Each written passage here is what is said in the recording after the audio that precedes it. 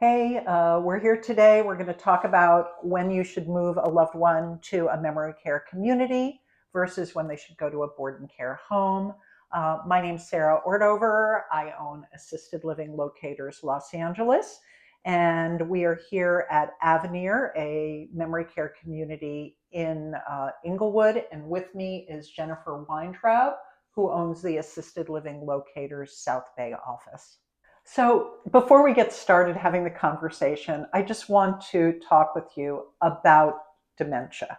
So, as you know, dementia is an umbrella term, and under it are all these different types of dementia, Alzheimer's being the most prevalent. It's also a continuum. On the left hand side, you have people that are the most aware. They're the walker talkers. You may see them and not even know that they really are suffering from dementia. They may have mild cognitive impairment or an early impairment.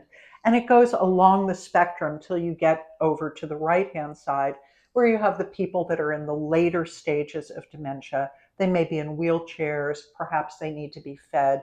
They may not be able to even get out of bed.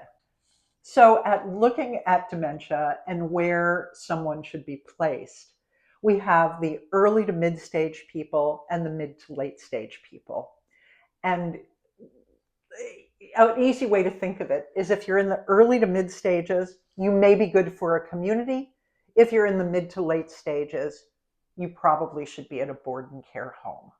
So, what's the difference between a memory care community and a board and care home? A memory care community has a full schedule of activities. It has caregivers, it has a dining room, it has movie theaters, they do outings. It's like an assisted living, only for people who have memory impairment. A board and care home, on the other hand, is a 6-bed house for people that have high physical needs and that need a high level of attention. Both of them are licensed exactly the same. They both are licensed by the state of California as an assisted living, an RCFE.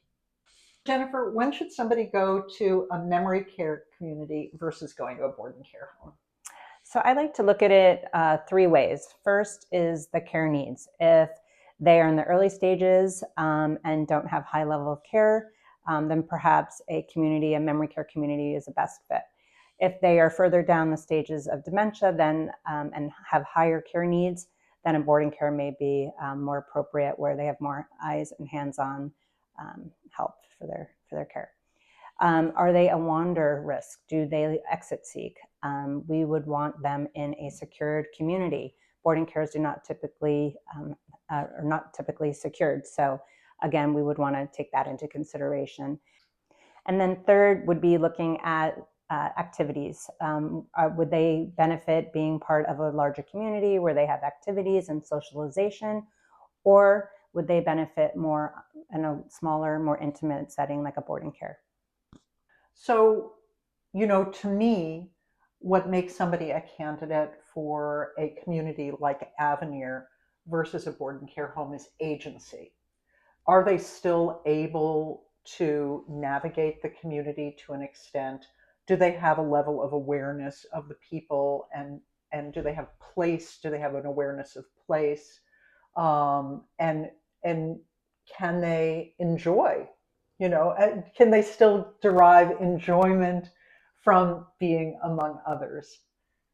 I agree. I also think having the sense of community and activities and interaction with other people can slow the progress and kind of help them stay more active and mentally aware. Yeah, like Avenir does a really good job with early stage memory loss.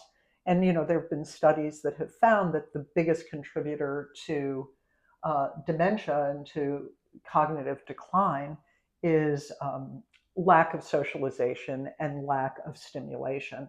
And so places like Avenir are really good at helping to slow the progress of the disease for people who are in early to mid stages of Alzheimer's or other types of cognitive impairment.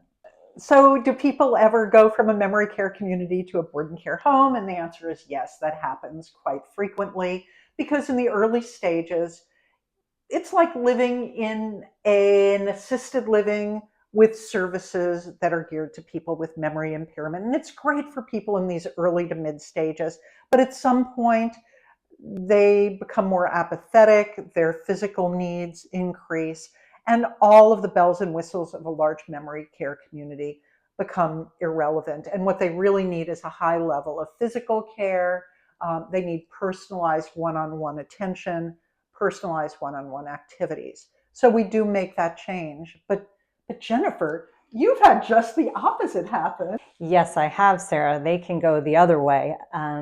If you do have an individual that is exit seeking or a wanderer, we would want them in a memory care that is a secured environment. So, what should somebody consider when they're looking for a community for somebody with memory impairment? Well, the first thing, as I said, is going to be where they are in the continuum, what stage they're in, and then obviously location, budget, and what their service record looks like. And this is where it's really, really important to work with somebody like Jennifer or I, a local senior living advisor who's in the buildings constantly, knows their Department of Health records, and knows the people on the ground who are providing care. Hey, I hope this was helpful. There's a lot more detail to be had, and it's always good to talk to us, Jennifer and me. We're experts in senior care, and we can help you think through this all. Please give us a call, Jennifer in the South Bay, me in LA, and we're happy to talk to you. Remember, our service is offered at no charge to you.